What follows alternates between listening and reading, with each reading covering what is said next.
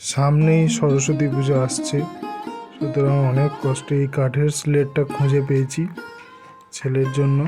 তো এই কাঠের স্লেটটাকে ফার্স্টে আমি ওভারঅল একটা প্রাইমার কালার করার পরে এক সাইডে ব্লু কালার এবং আরেক সাইডে রেড কালার করেছি। তো আপাতত আমি ব্লু কালারটাই দেখাচ্ছি।